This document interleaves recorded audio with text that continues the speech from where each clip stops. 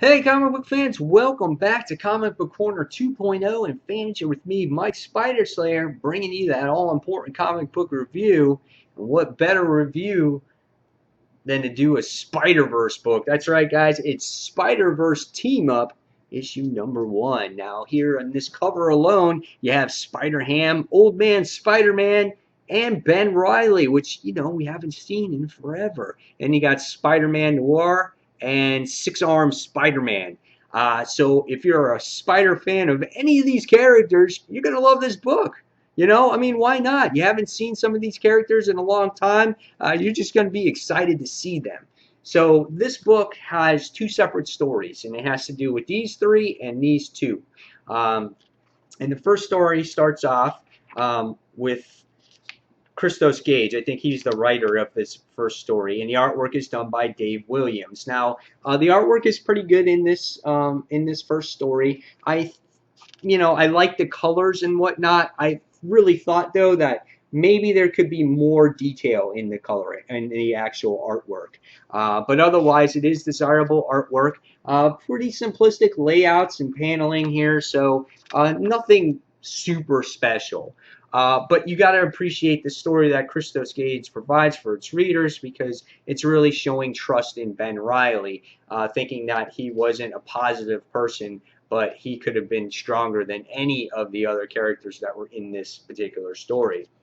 But right off the bat, you get to see them come from their Earth, and you get to see them teaming up to try to save Ben Reilly against a group of vultures. And you get to see the Vulture, you get to see the new Vulture that we haven't seen in Lord knows how long, since that first story he was ever introduced in. And he looks like that, if you guys remember the way he looks. So we haven't seen him in a long time. And we see that these vultures were sent out by Lady Verdo, who's one of the inheritors, to capture Ben Reilly.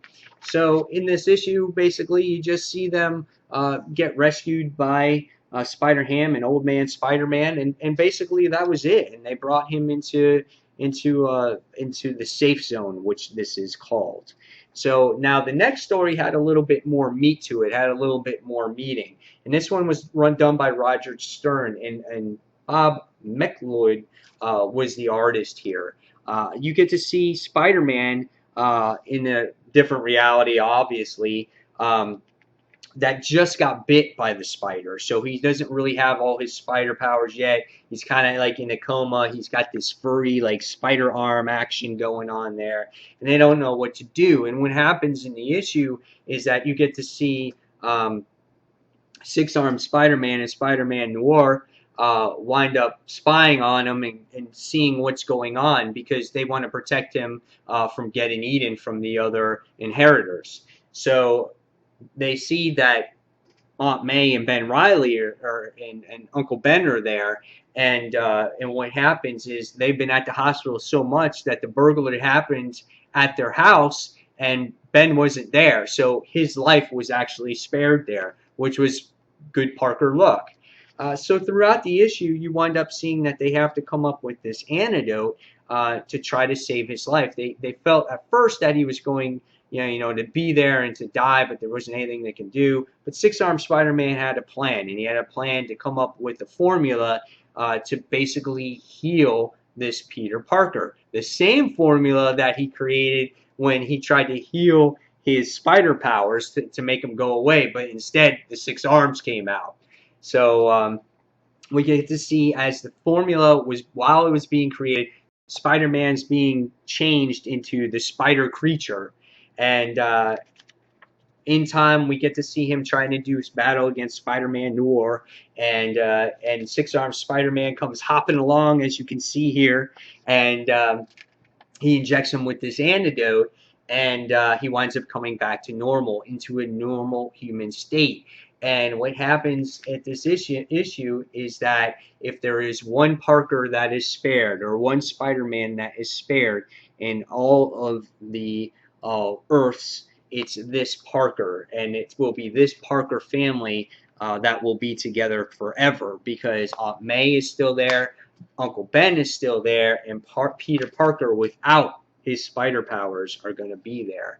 So I thought it was a very good and touching story here that was provided for the reader, because there is this happy ending before all this craziness is going to happen in the whole Spider-Verse universe.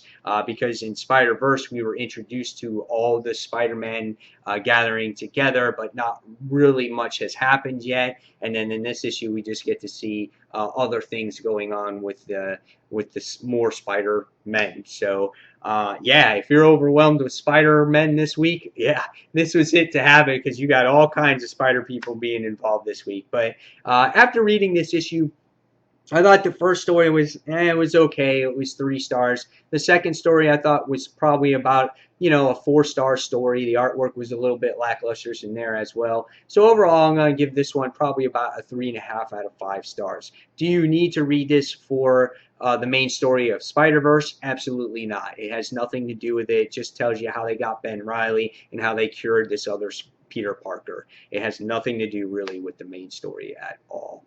So guys, there is my review on Spider-Verse Team Up issue number 1. If you read this issue, leave me in the comments below what you thought of this issue, what your favorite of the 2 stories were, and are you just as excited as for Spider-Verse as much as I am.